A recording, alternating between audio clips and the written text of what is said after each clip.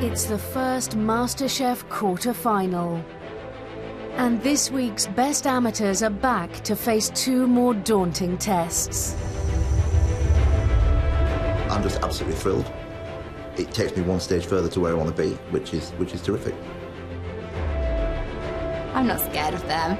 The fact that I'm against 3 male contestants, I'm going to push myself harder. You just jump on that roller coaster and just keep hanging on and riding it until it's either your time to come off or until it finishes and you lift the trophy.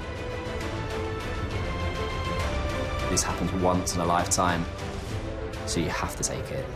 Just grab it and run away with it. MasterChef quarter-final, we step it up, it starts to get bigger. Tough day for our 4 because at the end of this, 2 more are going home.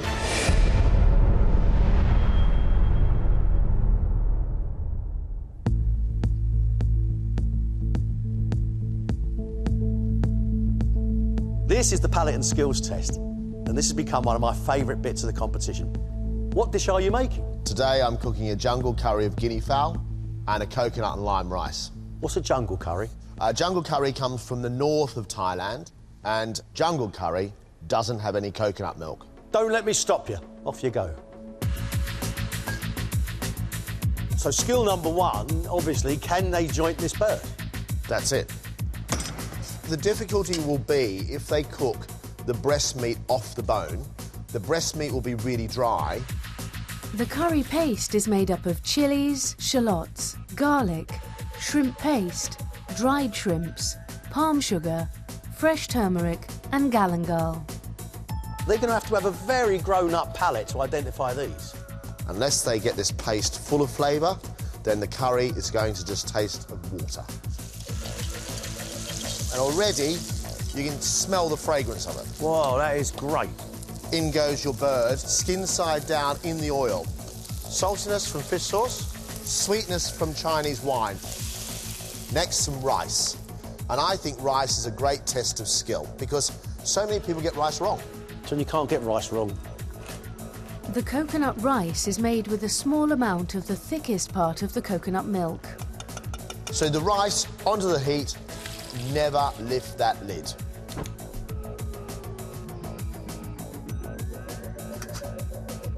All the water is gone, disappeared, evaporated.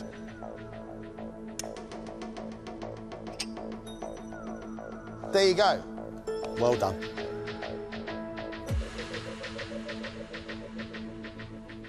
The flavours in this curry are immense, absolutely immense. As a test of skill and palate, it's right up there amongst the toughest you've done. Bring them in.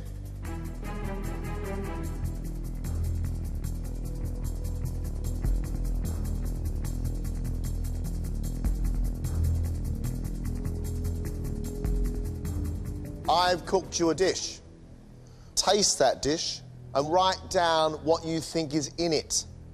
10 minutes. Off you go.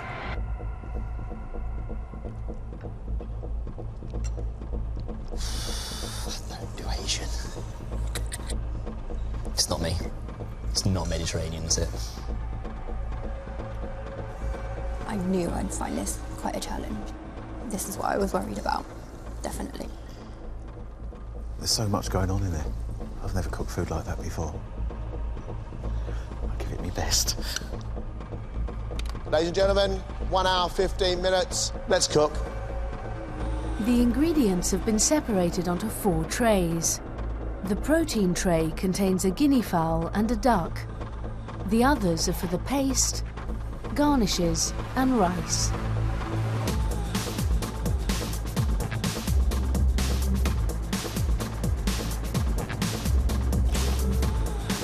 One thing I'm really pleased about, they've all gone for guinea fowl.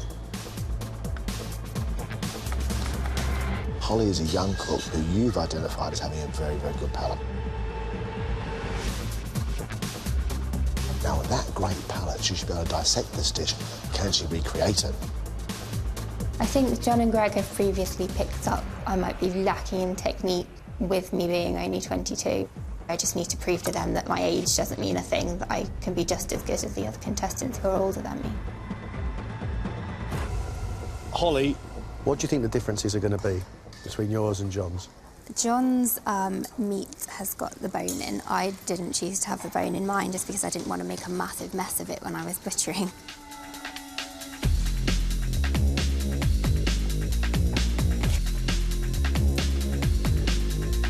Only Holly and Danny are making the paste. 15 minutes have gone. You've got a whole hour left. Danny looks like he's got what it takes to go a long way on MasterChef.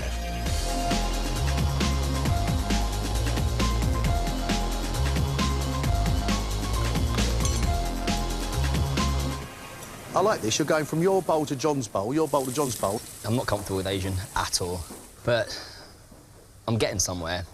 It's eatable. Edible. Edible, sorry. You can tell I lived in Spain, can't you? I went to Spanish school. There is other ways of cooking out there, isn't there? It's not all Mediterranean. I've got a good palate with the stuff I use. Have I got a good palate with stuff that I've not used? I'm really impressed. He's smelling, he's tasting. He's intrigued by it. And it's really good. That's what you want somebody to be.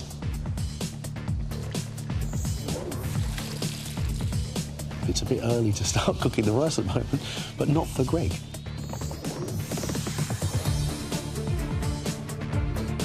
Greg, he comes up with some fantastic dishes. He also makes silly mistakes. He overcooks things. He burns things.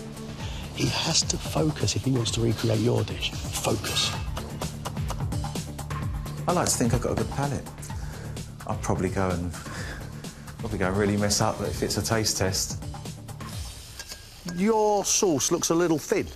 Hindsight, already I would have done a few different things and made a paste first, used that as the base of the sauce. On that tray, it says ingredients for paste. It does. I didn't see that until I'd already started cooking. So what have you got left to do now? I'm just literally waiting for the sauce just to reduce fraction and I'm ready to plate up. So you're pretty much done? I am.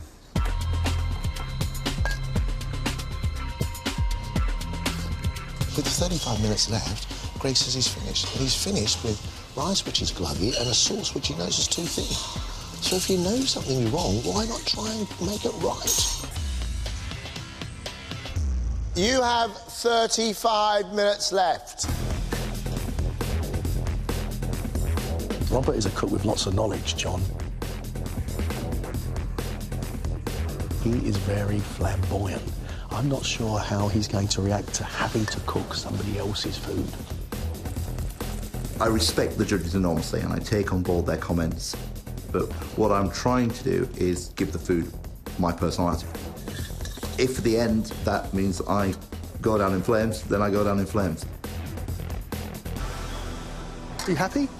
Ish, a little bit too sweet, so I'm hoping that's going to disappear with a balance of other flavours. Nice smells in the room. Not necessarily the correct ones, but some nice smells in the room.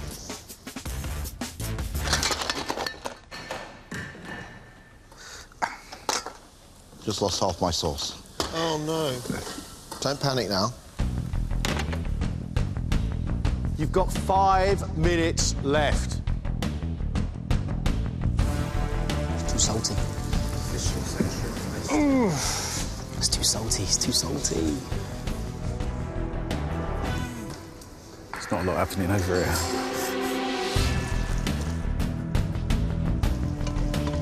Everyone knows how to cook rice. Have you seen it out there? It's like rice disaster. Disaster rice. It's like rice pudding. I've done rice pudding, mate. I don't know why I'm grinning. I've got to eat it in a minute.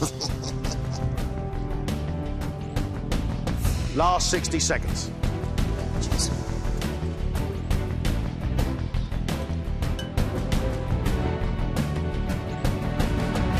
That's it, I'm afraid. Your time is up.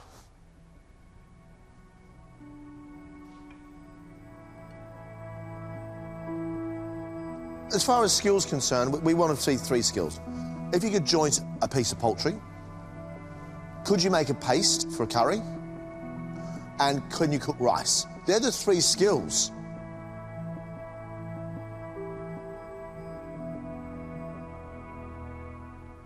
Can we start with Holly?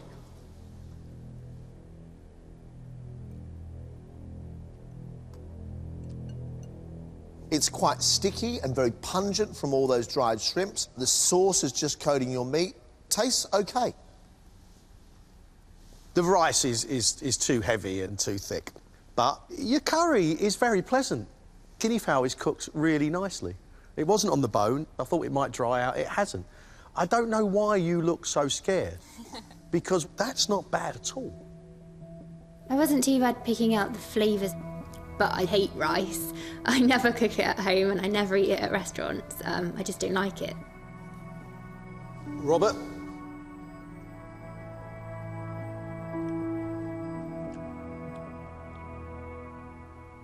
I like all the veg you've got in your curry. I like the heat from the chilli you've got in there. I like the saltiness. However, your sauce is too sweet. You should have made a paste, you didn't. Your rice is overcooked, it's split. It's nothing like my dish, but I quite like the richness of it. I screwed up lots of things, but I ended up with a dish that they quite liked. In fact, if I'd gone out to a restaurant and been served what I cooked, I wouldn't have been disappointed. Danny! What the hecky-decky is this? It's not cooked, is it? No. Look at it. It's al dente completo. No. Al dente is a word which should never appear with the word rice.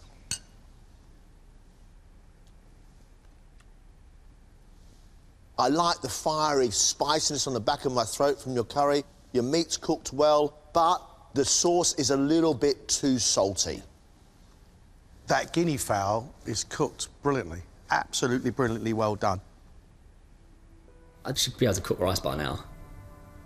But I did okay. Greg.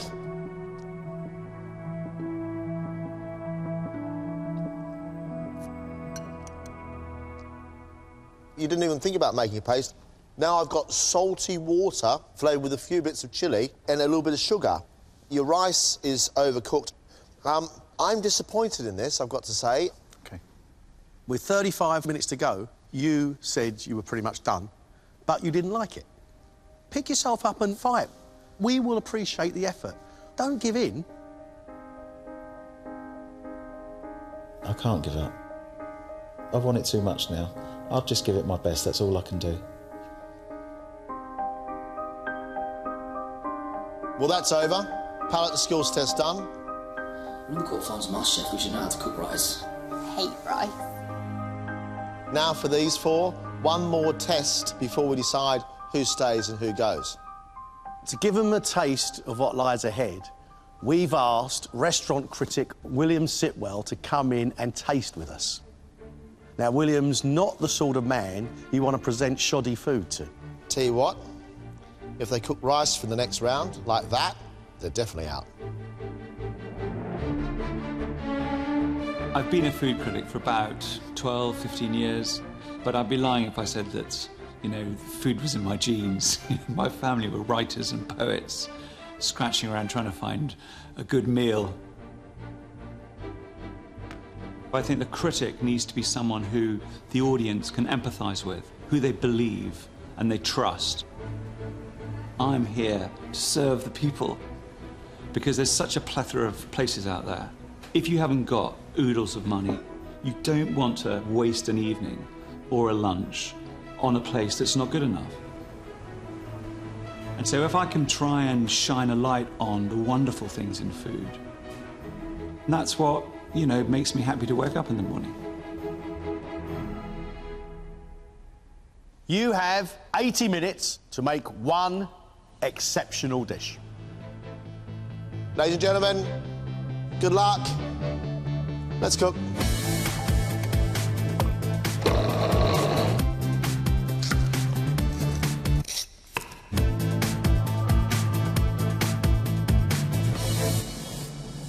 What is it you're making? Some venison loin. I'm baking it with truffle oil. Making a parsnip puree, crispy kale with flaked almonds and a pomegranate reduction. We think you've got a good palate. We think you're a good cook. But do you have the skill to be able to fight your way through MasterChef? I'm a fast learner. I think that comes with being quite young. I've got sort of a fresh head on me. So, yeah, I'm hoping that'll get me through. I've seen Holly cook successfully with daring flavour combinations before. But venison, parsnip and pomegranate is a very difficult combination to balance. I've practiced it so many times, nothing can particularly go wrong today.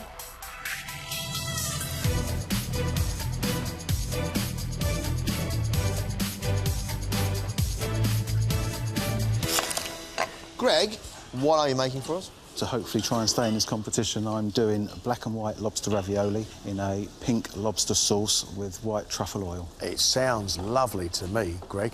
Let myself down in the last round, so if I'm going out, I'm going out on a bang. Greg has an opportunity to do something really exciting here because he has 2 lobsters, some truffle oil and squidding. Now, if he can't make a great dish out of those, he doesn't belong in MasterChef. I've made the lobster sauce twice. I've made ravioli once.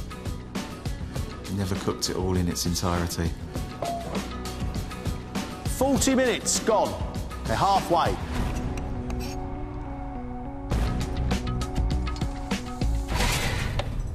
Right, what are you making for us?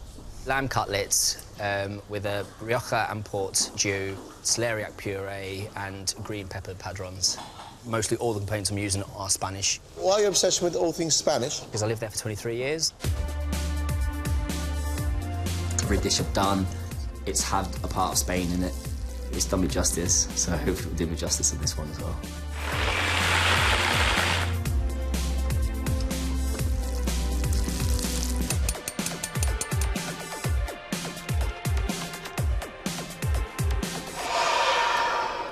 It's all getting rather technical from you, Robert. I'm doing something called a hotchpotch, or a variation of a hotchpotch, which comes from a recipe from 1913 that I found in an old recipe book.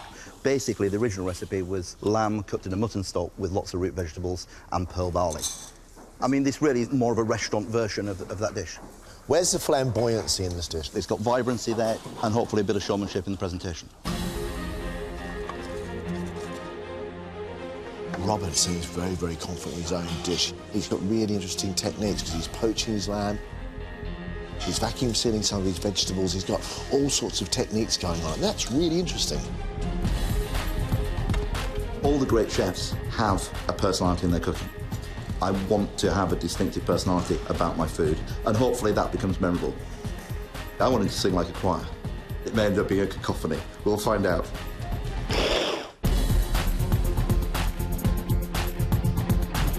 I want to see simple food that just looks and tastes good. I don't like too many things put on a rectangular plate. You know, plates need to be round and white.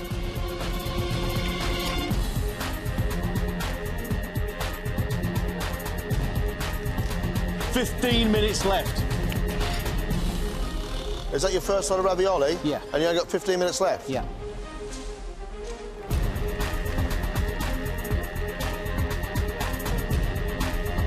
Disaster. Just 10 minutes left.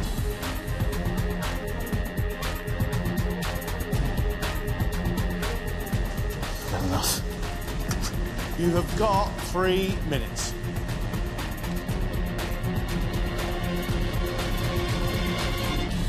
Time's up. Stop.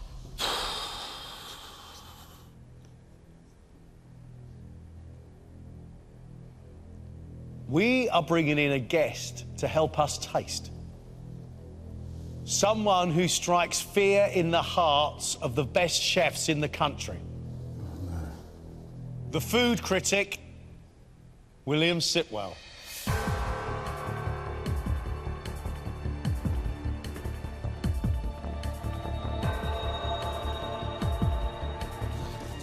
Very serious look on your face, William. Well, I'm hungry.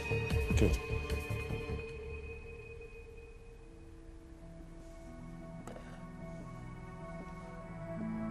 Holly has cooked loin of venison, served on crispy kale with parsnip puree and a pomegranate reduction. I think the way that you've decorated it looks quite professional. But I see a lot of square plates in restaurants and rectangular plates, and it does get to me. But anyway.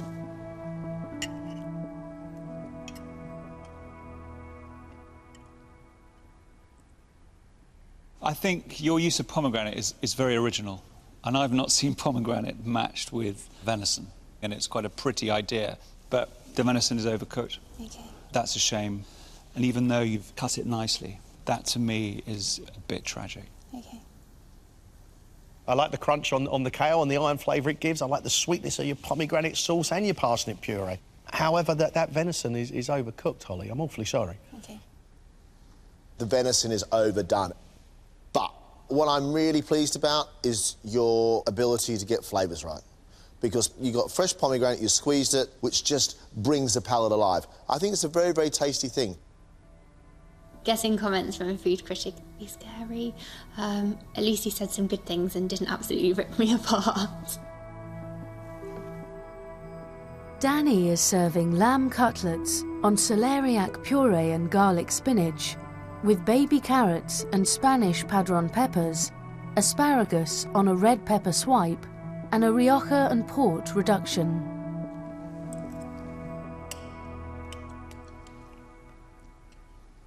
I think that's a really, really great plate of food. You know how to cook your meat. You've kept the cutlets pink, and they are very delicate. Your gravy is the most extraordinarily intense, deep, rich creation. I've never had pimentos de padron with cutlets. I think that's really clever.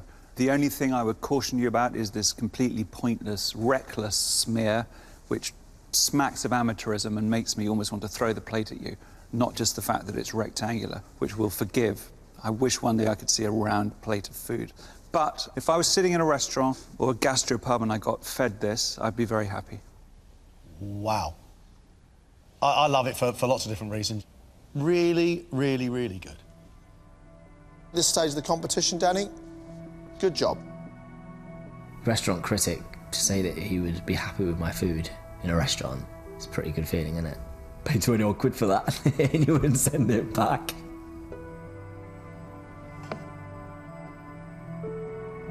Greg has made black and white lobster ravioli with cream lobster sauce and white truffle oil.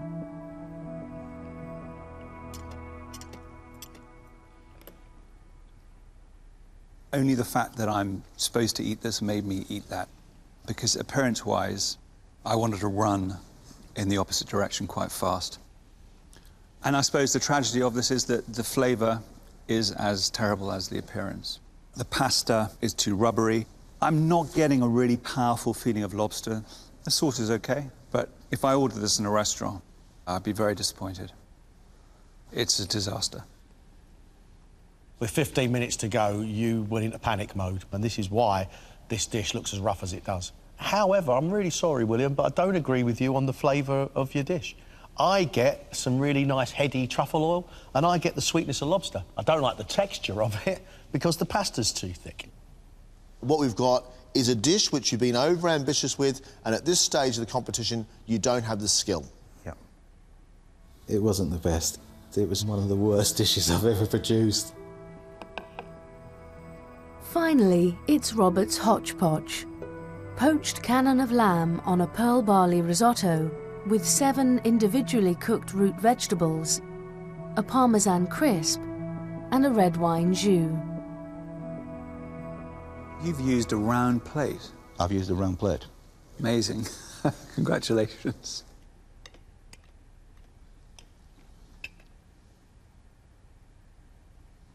There are some dishes that are historical, and that's great. Some dishes should be left in history.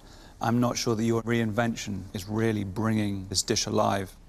The component parts are fine, but it's too disparate, and it just leaves me cold. I was afraid it was going to be a bit dry, and it is a bit dry. Saying that, there's little things in there which sing to me. Your pearl barley is nutty, and that with that lamb is really good. I can still see the cook that I know you are. I can't agree with Will completely, put it that way. I think you've cooked everything on here really, really well. I've enjoyed every bit of this. I even enjoyed being mauled by the critic. That's part of what it's all about. Obviously, I'm disappointed that I got mauled, but, you know, he's a food critic. That's what he does. Thank you for bringing your expertise to the table. It's very insightful. Thank you. Take care, William.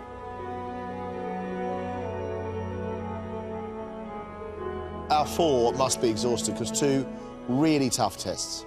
But, you know, it's been an extraordinary heat week, and this is it. This is where it really counts, because 2 of them are going to go through the next round. Greg, already behind, actually didn't recover. And his was the worst dish in the room. We didn't like it, Will didn't like it, and I think Greg knows already that his time on MasterChef is over. It was awful, absolutely awful. There is somebody in here, Greg, who just goes straight through the next round. Danny. Oh, yeah, absolutely. He's interesting, he's exciting, he's making good food. That lamb dish, I liked it, you liked it. William actually said it was good enough to be served in a restaurant. Huh? Now, that's praise indeed. If I got through, I don't think I'd be serving pints anymore. Hopefully I'd be serving gourmet food. This is now between flamboyant Robert and good palate Holly. What I do like about Holly is her conviction. She sticks to her guns. That pomegranate, both of us thought, whoa, is that going to work? And it did work. Her jungle curry was really quite tasty. But we all agreed, you, me and William, that she'd really overcooked her venison. I really don't want to go home. I want to prove that I can actually make a perfect dish. Robert, we know, has got experience. We know he's got knowledge. His lamb was cooked well, his pearl barley was cooked well, so were all of those root vegetables. He's playing with fire and he gets it wrong sometimes, but when he gets it right, he gets it really right. It's luck of the gods. They both have strengths and they both have weaknesses. Who do we take the risk on?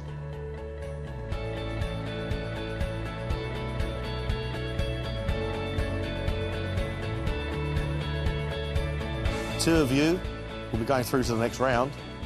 Two of you, unfortunately, will be leaving the competition. The first person going through is Danny.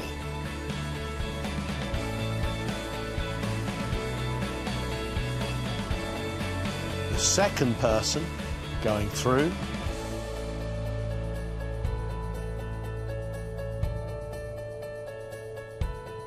is Robert.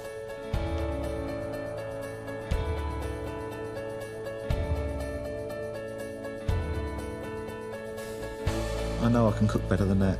I've let myself down, but I'm fine with that. I was a quarter-finalist.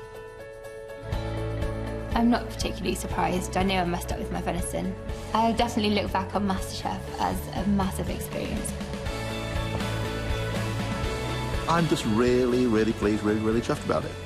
I've just got to improve what I'm doing, keep working at what I'm doing, and just let's see what happens next. I never thought I was going to get this far. I'm doing something right. So you know what? Yeah, I can go further. Bring it on. Yeah, I'll be ready. Ready and fighting.